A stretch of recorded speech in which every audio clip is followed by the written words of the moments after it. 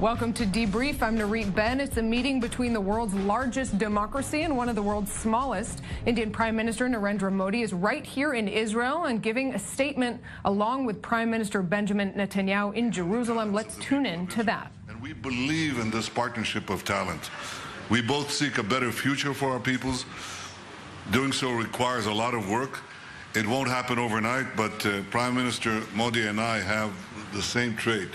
We both want it to happen overnight. We're tireless reformers, and I want to congratulate you, Prime Minister, on the reforms that you're doing to change Israel's, or rather India's economy. And we both believe that we can do together great things for the betterment of the future of our peoples.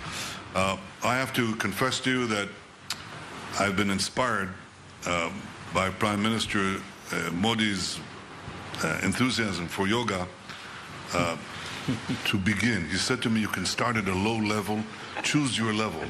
So I'm starting at a low level, and here's what we're going to do. When I do a relaxing talasana pose, and in the morning, I'll turn my head to the right.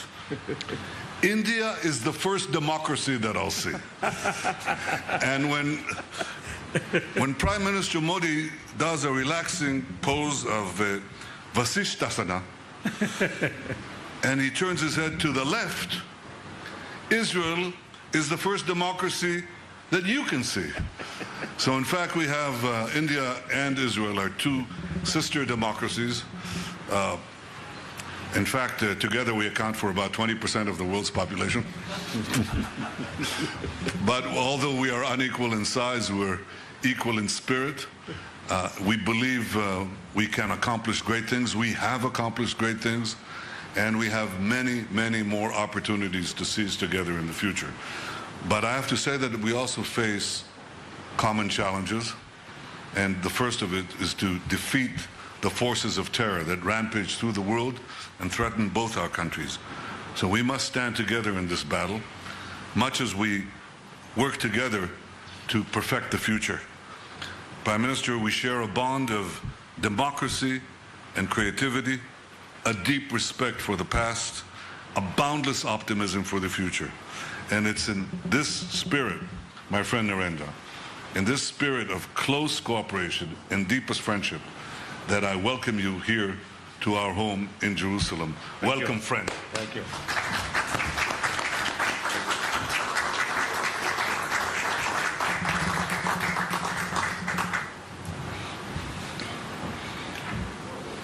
Yadidi Hekar, Prime Minister Netanyahu, friends from the media, I thank Prime Minister Netanyahu and Mrs. Sarah Netanyahu for opening their home to me today. The fullness of their warmth and affection has evoked a feeling of home away from home. It reminds me of our own ethos of hospitality and welcome. I'm most grateful for the warm and generous hospitality. Friends, just a short while back, I laid wreath at Yad Vashem Memorial Museum to remember and honor over 6 million Jewish lives that were lost in the horror of the Holocaust. Yad Vashem is a reminder of the unspeakable evil inflicted generations ago. It is also a tribute to your unbreakable spirit to rise above the depths of tragedy, overcome hatred, and forge ahead to build a vibrant democratic nation. Yad Vashem tells us that those who believe in humanity and civilized values must come together and defeat it at all costs. As such, we must resolutely oppose the evils of terrorism, radicalism, and violence that plague our time. Friends, the link between our people goes back to thousands of years when the first Jews landed on India's southwestern coastline. Since then, the Jews have flourished and their traditions and practices thrive in India. We are proud of Jewish sons and daughters of India like Lieutenant General J.F.R. Jacob, Vice Admiral Benjamin Simpson, Master Architect Joshua Benjamin, and film actors Nadira, Sulochana, Pramila, whose diverse contributions have greatly enriched the fabric of Indian society. Indian Jews are a living and vibrant connect to this shared history. My visit to Israel celebrates this ancient bond between communities across both our nations. And I'm happy that I will have occasion to engage with the rich Indian diaspora in Israel later tomorrow. Friends, in modern times, our ties have seen rapid growth since the establishment of our full diplomatic relations a quarter century ago.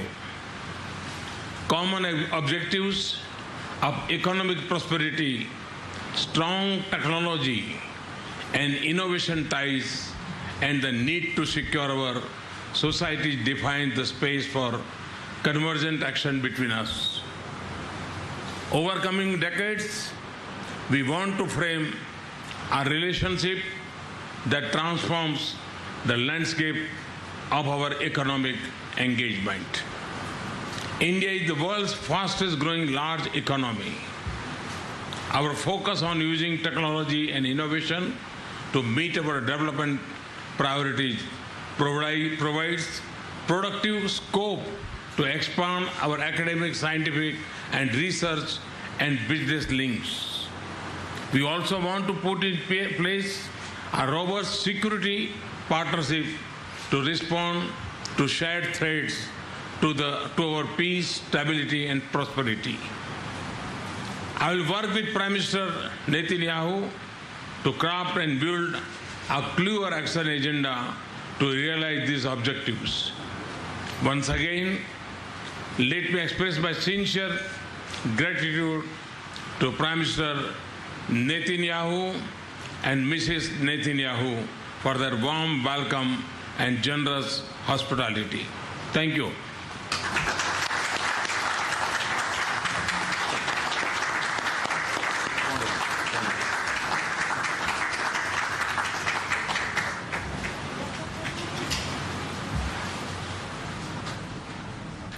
You've been watching a very warm press conference between Indian Prime Minister Narendra Modi and Israeli Prime Minister Benjamin Netanyahu, perhaps the second or third hug of the day, and a lot of conversation there about economic cooperation, whether it's in startup tech, in agriculture, or defense. Here with me to break it down is David Kainan, the Vice Chair of the Indo-Israel Chamber of Commerce. David, thanks very much for being here. Good evening. My pleasure. So we heard a little bit, some hints of it in terms of the cooperation, but why does a country like India, with 1.3 billion people, a powerhouse, the world's largest democracy, prioritize meeting with Israel?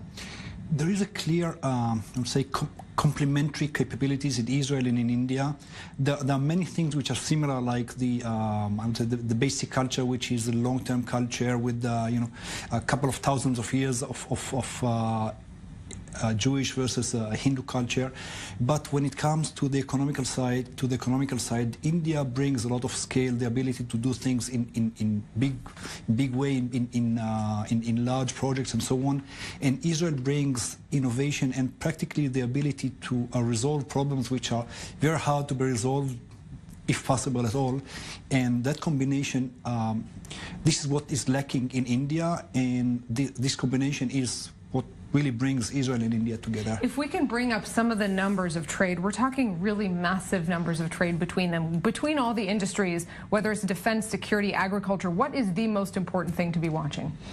As of now, the largest sector is defense, and the reasons are geopolitical reasons. The fact that India is shifting away from buying Russian defense equipment, but still not in a position to buy from the U.S. and from the Western world. So Israel is, I would say, a native supplier. Of course, China is not an option because China and India are at least potentially are military foes. So and the Indians do not want to buy from Russia. So Israel is again a natural supplier. So today the largest portion of Indo-Israeli trade is in defense, but the future comes specifically, I believe, in the tech industry. David Kainan, thank you very much. An interesting take on an interesting relationship that's likely to get closer. Coming up right here on Debrief after a quick break, as U.S.-backed forces are stepping up the fight to retake Raqqa, several of the same countries holding the weapons are sitting down for peace talks. We'll take you through their plan and why the battle for influence is delaying it.